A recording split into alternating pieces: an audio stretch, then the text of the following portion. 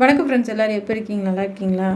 இன்றைக்கி நான் தைச்ச ப்ளவுஸ் எல்லாம் போட்டு என்னோடய 25 வருஷம் சர்வீஸை தான் நான் உங்களோட ஷேர் பண்ண போகிறேன். நேற்றுக்கு ஒரு வீடியோ போட்டிருந்தேன், எல்லாருமே நல்லா இருக்குன்னாங்க. என்னோடய சப்ஸ்கிரைபர் ஒரு சிஸ்டர் தான் என்னை பேச வச்சதே. அவங்களுக்கு ரொம்ப ரொம்ப நன்றி. அவங்க அடிக்கடி என்கிட்ட கமெண்ட் பண்ணுறது என்னென்னா, உங்களை பற்றி சொல்லுங்கள், உங்கள் வாழ்க்கையை பற்றி சொல்லுங்கள், நீங்கள் எப்படி கற்றுக்கிட்டீங்க, எங்கே கற்றுக்கிட்டீங்க அப்படின்லாம் சொல்லுங்கன்னு என்கிட்ட நான் வீடியோ போட ஆரம்பித்ததுலேருந்தே என்கிட்ட கேட்டுட்டு இருந்தாங்க. அந்த சிஸ்டர் ரொம்ப நாளாக கேட்குறாங்கன்றதுக்காக நான் இதெல்லாம் பேசினேன். நான் நிறையா என்னை மாதிரி படிக்காத இங்கே எவ்வளவோ பேர் இருப்பாங்க, அவங்களுக்கு ஒரு நம்பிக்கை தர மாதிரி நான் அந்த வீடியோ பேசியிருந்தேன். எல்லாத்துக்கும் ரொம்ப பிடிச்சிருந்துச்சு, எல்லோரும் பாராட்டினாங்க. அந்த சகோதரிக்கு நான் ரொம்ப ரொம்ப ரொம்ப நன்றி சொல்லிக்கிறேன். அப்புறம் ஃப்ரெண்ட்ஸ், நம்ம தைச்சிட்டு இருந்தீங்கன்னா நீங்கள் எப்பயுமே என்றைக்குமே ஏன்டா தைச்சி பழகணும் அப்படின்னு மட்டும் ஃபீல் பண்ணிடாதீங்க. ஏன்னா தைக்கிறது பெரிய ஒரு கலையும் தாண்டி கடவுள் கொடுத்த நமக்கு வரும். ஏன்னா எல்லாராலையுமே தைச்சிட முடியாது. உலகத்தில் எல்லாத்தாலையுமே தைக்க முடியுமா? அவங்கவுங்களுக்கு இன்ட்ரெஸ்ட் வந்தால் தான் அவங்கவுங்க இதில் ஜெயிக்க முடியும், சாதிக்க முடியும். அதனால் நீங்கள் என்றைக்குமே ஃபீல் பண்ணிடாதீங்க. நமக்கு கடவுள் கொடுத்த வரோன்னு நினச்சிக்கோங்க. நீங்கள் தைக்கும்போது கவனமாக தைங்க, கட் பண்ணும்போதும் அதே மாதிரி தான். ஏன்னா கட் பண்ணும்போதெல்லாம் கவனம் சிதறிடுச்சுன்னா கண்டிப்பாக இந்த ப்ளவுஸை சரியாக வராது. மெயின் முன்பக்கம் உயரம் மட்டும் கம்மியாக போச்சுன்னா மேலே ஏறிக்கும் ப்ளவுஸு சுத்தமாக நல்லா இருக்காது. நம்ம கஸ்டமர் திட்டுவாங்க. நீங்கள் அதனால் கட் பண்ணும்போதெல்லாம் கவனமாக செய்யுங்க. ஏன்னா கஸ்டமர் இது ப்ளவுஸு தண்ணியில் போட்டு தான் தருவாங்க. அப்போ ஆல்ரெடி அது சுருங்கி தான் இருக்கும். நீங்கள் நம்ம புதுசாக கட் பண்ணுற ப்ளவுஸில் 1/4 இன்ச்சு 1/2 இன்ச்சு இறக்கி வச்சு தைங்க. அது அவங்க 2 தடவை தண்ணியில் போட்டாங்கன்னா ஆட்டோமேட்டிக்காக அளவு மாறிக்கும், அவங்களுக்கு சரியாயிடும். இல்லைன்னா நீங்கள் தண்ணியில் போட்டுட்டு போடுங்கன்னு நீங்கள் சொல்லுங்கள். ஏன்னா அது மாதிரி தான் நான் எல்லா ப்ளவுஸும் தைக்கிறேன். அவங்க அளவு ப்ளவுஸ் கொடுக்குற அளவே வைக்க மாட்டேன். முன்பக்கம் மட்டும் எப்படினாலும் 1/4 இன்ச்சு 1/2 இன்ச்சு இறக்கி வச்சுடுவேன். அப்போ தான் அவங்களுக்கு சரியாக வரும். நீங்கள் டெய்லர்கிட்ட தைச்சி வாங்குகிற கஸ்டமர் இந்த வீடியோ நீங்கள் பார்க்குறீங்கன்னா அவங்கக்கிட்ட சொல்லுங்கள், நீங்கள் நல்லா தைச்சிருக்கீங்கப்பா, பரவாயில்ல, சந்தோஷம், கரெக்டாக இருந்துச்சு, திருப்தியாக இருந்துச்சுன்னு அவங்கக்கிட்ட சொன்னீங்களா அவங்க எனர்ஜி ஆயிடுவாங்க. அவங்க அடுத்தடுத்து தைக்கிறப்ப ரொம்ப ஹாப்பியாக தைப்பாங்க. ஏன்னா ஒரு 5 நிமிஷம் ஒரு வார்த்தை தான், ஒரு நல்லா பண்ணியிருக்கேன்னு. ஆனால் அவங்களுக்கு அவ்வளோ சந்தோஷமாக இருக்கும். ஏன்னா அவங்க கஷ்டப்பட்டு செஞ்சுருக்காங்க இல்லையா, கஷ்டப்பட்டு தைச்சிருக்காங்க இல்லையா. நம்ம பணம் கொடுக்குறதுன்றத விட ஒருத்தவங்கள சந்தோஷப்படுத்தி நம்ம சொல்கிற வார்த்தைகள் இருக்குது, அவங்கள மேலே தூக்கி விடுறதுக்கு. அது மாதிரி நீங்கள் கஸ்டமராக இருந்தீங்கன்னா உங்கள் டெய்லர்கிட்ட நீங்கள் சொன்னீங்கன்னா ரொம்ப சந்தோஷப்படுவாங்க. ஏன்னா நான் அனுபவிச்சிருக்கேன்.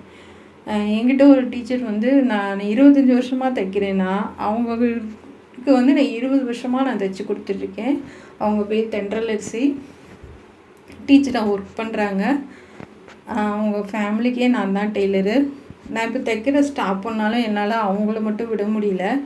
ஏன்னா அவ்வளோ க்ளோஸ் ஆகிட்டோம். அவங்க அவ்வளோ பாராட்டுவாங்க என்னைய. ப்ளவுஸு போட்டு போனால் பஸ்ஸில் எல்லாம் கேட்குறாங்கப்பா, நீ தைக்கிற ப்ளவுஸு செம்மையாக இருக்குது, உனக்கு வேறு லெவலில் டேலண்ட்டுப்பா, படிப்பு ஒன்று தான் இல்லை, இருந்தாலும் உனக்கு செம்ம டேலண்ட்டுப்பா, படிச்சிருந்தேன்னா நீ தையல் டீச்சராக போயிருந்துருக்கலாம் அப்படின்லாம் சொல்லுவாங்க. அப்போ ஆசையாக தான் இருக்கும், நம்ம தையல் டீச்சராக போயிருந்துருக்கலான்னு. ஒரு 2 வருஷம் அப்படியே கஷ்டப்பட்டுட்டு படித்து 10th பாஸ் பண்ணியிருந்தால் போயிருந்துருக்கலான்னு ஆசையாக தான் இருக்கும். என்ன செய்கிறது, சுத்தமாகவே தமிழே வரல, தமிழ் படிக்கவே வரலைங்கும்போது நம்ம என்ன பண்ண முடியும். தோட்டங்காட்டிலே வேலை செஞ்சு மைண்டு அதிலே போயிடுச்சு. தைக்க இன்ட்ரெஸ்ட் வந்ததெல்லாம் கடவுள் கொடுத்த வரம் தான். பக்கத்தில் தைக்கிறவங்கள பார்த்து எனக்கு அந்த இன்ட்ரெஸ்ட் வந்துடுச்சு, நம்மளும் தைக்கணும்னு. அப்படி தான் நான் தைச்சி பழகினேன். அப்படி குடும்பத்தை பற்றி சொல்லணுன்னா என் மாமியார் இல்லை, மாமனார் இல்லை, என் அம்மாவும் இல்லை. அம்மா ரொம்ப நாள் உதவியாக இருந்தாங்க, அவங்களும் இல்லை. என் ஹஸ்பண்டு சின்ன வயசாக இருக்கும்போது, 10 வயசாக இருக்கும்போது அம்மா இல்லை, 11 வயசாக இருக்கும்போது அப்பாவும் இல்லை. அவர் ரொம்ப கஷ்டப்பட்டு தான் ஓரளவுக்கு வந்தாங்க. எனக்கு கல்யாணம் பண்ணதுமே அவங்களுக்கு நான் அவங்க என்ன சண்டை போட்டாலும் செஞ்சாலும் எனக்கு ஒரே விஷயந்தான் மனசில் வரும், நமக்கு ஆறுதல் சொல்கிற அம்மா அப்பா இருக்காங்க, அவங்களுக்கு நம்ம தான் எல்லாமே. அதனால் அவங்க என்ன திட்டினாலும் பேசினாலும் அப்படியே மறந்துடணும் அப்படின்ற ஒரு இதில் தான் நான் எல்லாத்தையும் ஒன்று ஒன்றே விட்டு விட்டு வந்தேன்.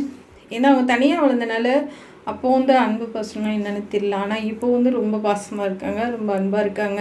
அந்த மாதிரி வந்து சில பேர்த்துக்கு அமைஞ்சிச்சின்னா வந்து கொஞ்ச நாள் நீங்கள் பொறுமையாக இருங்க. நாளாக காலங்கள் மாற அவங்களும் மாறிடுவாங்க. அப்புறம் ஃப்ரெண்ட்ஸ், நான் நினச்சிருந்தேன்னா வந்து ஒரு கடையை போட்டு ஆள் 4 பேரை போட்டு கூட என்னால் தைச்சி கொடுக்க முடியும். அந்தளவுக்கு டேலண்ட் இருக்குது. ஏன்னா ஏற்கனவே கல்யாணத்துக்கு முன்னாடி ஒரு வருஷம் கடை வச்சுட்டு தான் வந்தேன் நான். கல்யாணத்துக்கு அப்புறம் தம்பி பிறந்ததுக்கப்புறம் ஏன் என்னால் மெயின்டைன் பண்ண முடியலன்னா, பசங்களை பார்த்துக்க ஆள் இல்லை. ரெண்டாவது வந்து இந்த காலகட்டத்தில் வந்து குழந்தைங்கள ஒழுக்கமாக வளர்க்குறதே பெரிய விஷயந்தான், பெரிய சவால் தான். அப்படி இருக்கிறனால வந்து அவங்க ஸ்கூல் விட்டு வந்தால் செஞ்சால் ஒரு காஃபி டீ போடவோ இல்லை வந்து நான் பேசுகிறதுக்கு முடியல செய்யலைன்னா பார்க்குறதுக்கோ யாருமே இல்லை. அந்த சூழ்நிலையில் நம்ம ஆசையெல்லாம் தள்ளி தான் வைக்க வேண்டியதாக இருக்குது. அதனால் அவங்கள பார்த்துக்கிட்டு பிள்ளைகளோட நல்லா பாசமாக பார்த்துட்டு சரி வந்தால் செஞ்சால் பேச அவங்க ஸ்கூலில் என்ன நடந்துச்சு என்ன ஏதுன்னு அவங்களுக்காக டைம் ஸ்பெண்ட் பண்ணி பேசுறது செய்கிறதுக்கு ஒரு அம்மான்றதை விட நல்ல ஒரு ஃப்ரெண்டாக தான் இருந்தேன். இன்ன வரைக்கும் அப்படி தான் இருக்கேன். ஏன்னா வந்து என் பசங்க வந்து எதுவுமே மறைக்க மாட்டாங்க என்கிட்ட. நான் சொல்லி வளர்ப்பேன். தப்பே பண்ணாலும் அம்மா அப்பாட்ட சொல்லணும். நான் எப்படி நாங்கள் 2 பேரும் உங்களுக்காக இருக்குமோ அதே மாதிரி நீங்கள் 2 பேரும் எங்களுக்காக இருக்கணும். எல்லா விஷயத்தையும் ஷேர் பண்ணணும், எல்லாத்தையும் சொல்லணும். ஸ்கூலில் என்ன நடந்துச்சு, யாரை எதுவும் பேசினாங்க சொன்னாங்க, எதுவும் திட்டுனாங்க, இல்லை சார் எதுவும் சொன்னாங்களா வந்தாங்களா, எல்லாமே ஷேர் பண்ணணும் அப்படின்னு சொல்லி தான் நான் வளர்த்தேன். அதே மாதிரி தான் இந்த நிமிஷம் வரைக்கும் என் பிள்ளைங்க இருக்காங்க. நீ வந்து சீரியல் பார்க்குறப்ப செய்கிறப்ப பிள்ளைங்களோட உட்காந்து பேசுங்க. நீங்கள் பேசினாவே பாதி விஷயங்கள் வந்து சரியாயிடும். நம்ம பேசாமல் பிள்ளைங்க பாட்டுக்கு ரூமில் உட்காந்து படிச்சுட்டு இருக்காங்க, நம்ம பாட்டுக்கு சீரியல் பார்க்குறோன்னு நினைக்காதீங்க. அவங்க வந்து படிக்கிறாங்களா இல்லை வந்து ஃபோன் பார்க்குறாங்களா இல்லை வேறு ஏதாவது பண்ணுறாங்களான்னு நீங்கள் கவனித்து பார்க்கணும்.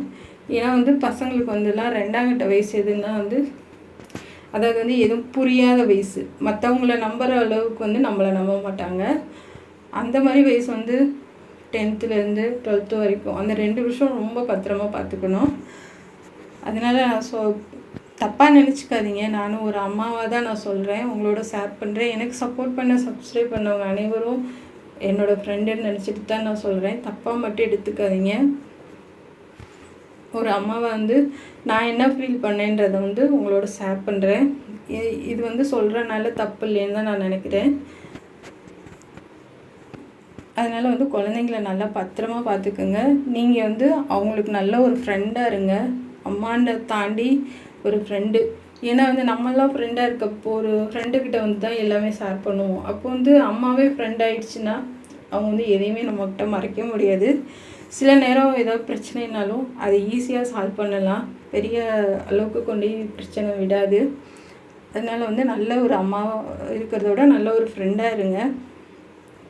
நாளைக்கு என்ன தப்பு நடந்தாலும் நம்மளை தான் சொல்லுவாங்க, நீ தான் பிள்ளை வளர்த்தது சரியில்லைன்னு அம்மாவை தான் சொல்லுவாங்க. அப்பாவை யாரும் சொல்ல மாட்டாங்க. நீங்கள் அப்பா இருந்தீங்கன்னா உங்கள் பையனுக்கு நல்ல ஒரு ஃப்ரெண்டாக இருங்க. அம்மாவாக இருந்தீங்கன்னா உங்கள் பொண்ணுக்கு நல்ல ஃப்ரெண்டாக இருங்க. அப்படி தான் நம்ம மாற்றி தான் இந்த காலகட்டத்தில் வந்து பிள்ளைங்களை ஒழுக்கமாக வளர்க்க முடியும். அது மாதிரி தான் நாங்களும் இருந்தோம். அதனால தாங்க நாங்கள் வெளியில் போய் கடை எதுவும் வைக்க முடியல. நான் என் திறமையை வந்து வெளியில் வந்து காமிக்க முடியல. பசங்க வளர்ந்தனால நீ யூடியூப்பில் போடுமா, நீ நல்லா பண்ணுற, நல்லா தைக்கிற, ரெடிமேட் மாதிரி ஸ்டிச் பண்ணுற, நீ கண்டிப்பாக போடு, உன் திறமை வந்து உன்னோட முடிஞ்சு போயிட வேணாம். ஏன்னா எங்களுக்கு இதில் இன்ட்ரெஸ்ட் இல்லை. எங்களுக்கு வந்து சுத்தமாக டெய்லரிங்கில் இன்ட்ரெஸ்ட் இல்லை. இன்ட்ரெஸ்ட் இருக்கவங்க வந்து ஒரு வீடியோ போட்டால் வந்து அதில் 4 பேர் அதுவும் ஒரு 4 விஷயங்கள் அதில் பிடிச்சி போச்சுனாவே ஒரு பெரிய சந்தோஷம்தாம்மா, நீ அதனால் போடுன்னு சொல்லி பையன்தான் வந்து ரொம்ப இது பண்ணி அவன் தான் கஷ்டப்பட்டு போட்டுட்ருக்கான்.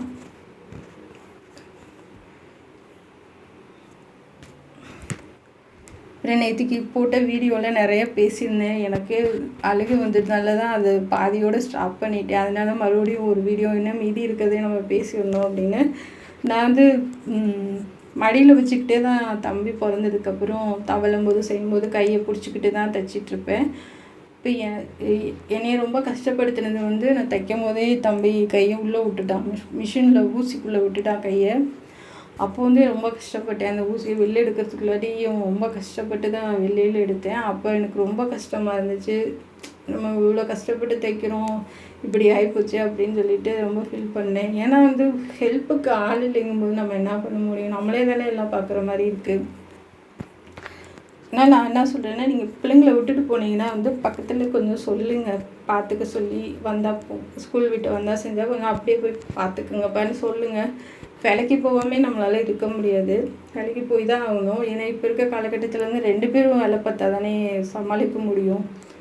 அதனால் பக்கத்தில் யாராச்சும் இருந்தாங்கன்னா நீங்கள் சொல்லுங்கள். அப்படி இல்லை உங்கள் அம்மா அப்பா மாமியார் மாமனார் கொஞ்சம் நமக்காக சில விஷயங்கள் பிள்ளைகளுக்காக விட்டு கொடுத்து ஒன்றா இருந்தால் அவங்களோட நம்ம பிள்ளைகளை பத்திரமா யாரும் பார்த்துக்க மாட்டாங்க, ரொம்ப நல்லா பார்த்துக்குவாங்க. எனக்கு அந்த குடுப்பனை இல்லை. சப்போஸ் உங்களுக்கு இருந்தாங்கன்னா நீங்கள் கண்டிப்பாக அவங்கள பார்த்துட்டு அவங்கள நம்பி விட்டுட்டு போகலாம். நம்ம தைரியமாக வேலை பார்க்கலாம், நம்ம செய்கிற வேலை திருப்தியாக பார்க்கலாம். ஏன்னா வந்து நம்ம வேலைக்கு போயிட்டோன்னா வந்து பயந்துகிட்டே இருக்கும், பிள்ளைங்க வந்துடுச்சு என்னாச்சோ ஏதாச்சும் சாப்பிட்டுச்சுங்களா என்ன பண்ணிச்சுங்க அப்படின்னு சொல்லிட்டு நம்ம அந்த டென்ஷன்லேயே வேலை பார்ப்போம். இப்போ வீட்டில் ஒருத்தவங்க ஒரு பெரியவங்க இருந்தாங்க அப்படின்னா வந்து நம்ம வந்து கொஞ்சம் ரிலாக்ஸாக வேலை பார்த்துட்டு கொஞ்சம் பொறுமையாக வரலாம். இல்லைன்னா எல்லாமே அவசர அவசரமாக வரணும் செய்யணும். அதுக்காக சொல்கிறேன், தப்பாக எடுத்துக்காதீங்க. அப்புறம் ஃப்ரெண்ட்ஸு தைக்கிறப்போ வந்து ரொம்ப பொறுமையாக தைங்க. நான் மறுபடியும் சொல்கிறேன், பொறுமையாக தைச்சிங்கனாவே ரொம்ப அழகாக வந்துடும். வேறு லெவலில் தைச்சிடலாம். நீங்கள் பழகிட்டு இருக்கவங்களா இருந்தீங்கன்னா பேசிக் கிளாஸ் நிறையா வீடியோ போட்டிருக்கேன், இதில் ஸ்டார்டிங்லேருந்து சொல்லி கொடுத்துருக்கேன், பார்த்து கற்றுக்குங்க. என்ன டவுட்னாலும் நீங்கள் கமெண்ட் பண்ணுங்கள், நான் உங்களுக்கு சொல்லித்தரேன். நீங்கள் வந்து வேறு இதில் இன்ட்ரெஸ்ட், அதாவது சீரியல் பார்க்கணும், மொபைலில் இப்போ ஏதாவது பார்த்துக்கிட்டு இருக்கிற நேரத்தில் நீங்கள் வந்து ப்ளவுஸ் கற்றுக்கிட்டீங்க இல்லை அப்படின்னா 1 மாதத்தில் நீங்கள் ரெகுலராக கற்றுக்கிட்டிங்கன்னா 1 மாதத்தில் ப்ளவுஸ் கற்றுக்கலாம். நம்ம ப்ளவுஸ் நம்ம தைச்சி போகிறது சந்தோஷமே தனி தான், அதுக்கு அளவே கிடையாது. அதை நான் மறுபடியும் சொல்லுவேன். ஏன்னா வந்து நான் அந்தளவுக்கு அனுபவிச்சிருக்கேன், அதனால சொல்கிறேன். நான் ரொம்ப சந்தோஷமாக இருக்கும். அது மாதிரி நீங்களும் தைக்கணும்னு தான் என்னோடய ஆசை.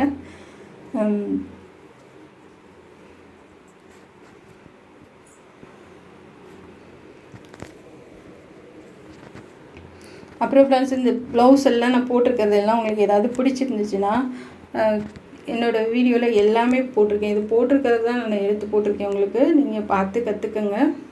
இதில் இருக்க எல்லா டிசைனுமே நான் போட்டிருக்கேன். ஏன்னா வந்து அதிகம் ரீச் ஆகலை, அதனால் உங்களுக்கு தெரியாது. ஏன்னா வந்து புதுசாக தானே போட்டு 4-5 மாதத்துல எப்படி ரீச் ஆகும். இதெல்லாம் முன்னாடி போட்டது, உங்கள்கிட்ட பேசணுன்றதுக்காக தான் இதெல்லாம் டவுன்லோட் பண்ணி மறுபடியும் போடுற மாதிரி இருக்குது. இது ஏதாவது உங்களுக்கு பிடிச்சிருந்துச்சுன்னா சேனலில் பார்த்து கற்றுக்குங்க. ரொம்ப பொறுமையாக தான் சொல்லி கொடுத்துருக்கேன், ரொம்ப ஈஸியாகவும் இருக்கும். எல்லோரும் பண்ணுற மாதிரி டிசைன் தான் போட்டிருக்கேன்.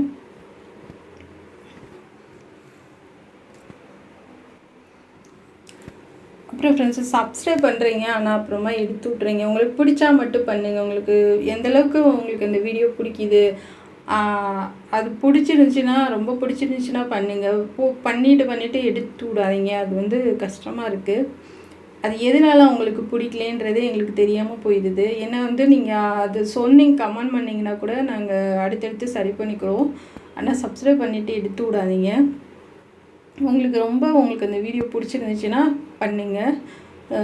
பண்ணிவிட்டு தயவு செஞ்சு எடுத்து விடாதீங்க. அது கொஞ்சம் கஷ்டமாக இருக்கும். ஏன்னா வந்து நம்ம போடுற வீடியோ உங்களுக்கு பிடிக்கலையோ, பிடிக்காமல் போட்டுட்டோமோ அப்படின்னு ஒரு மனசு கஷ்டமாக இருக்குது.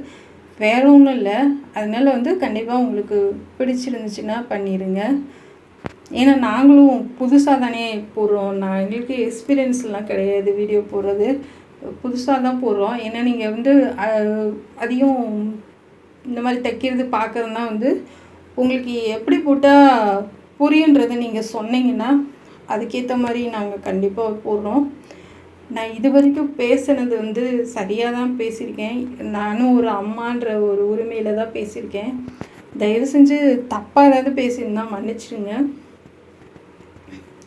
இது நான் எப்படி பேசியிருக்கேன்னு வந்து கண்டிப்பாக நீங்கள் சொல்லுங்கள். ஏன்னா வந்து படித்தவங்கன்னா வந்து ரொம்ப டேலண்ட்டாக பேசுவாங்க. ஏன்னா வந்து நாங்கள் வந்து எப்படி அந்தளவுக்குலாம் இங்கிலீஷ்லலாம் பேச தெரியாது, ஓரளவுக்கு தான் தெரியும். அதனால் வந்து தப்பாக எதுவும் பேசியிருந்தா தயவு செஞ்சு மன்னிச்சிடுங்க. இது பிடிச்சிருந்துச்சுன்னா சப்போர்ட் பண்ணுங்கள், சப்ஸ்கிரைப் பண்ணுங்கள், உங்கள் ஃப்ரெண்டுக்கு ஷேர் பண்ணுங்கள், லைக் பண்ணுங்கள். கண்டிப்பாக எப்படி இருக்குன்னு கமெண்ட் பண்ண மறந்துடாதீங்க. கமெண்ட் பண்ணுங்கள். என்னை பேச வச்ச சகோதரிக்கு கோடி தேங்க்ஸ். ரொம்ப நன்றி. தேங்க்ஸ்மா.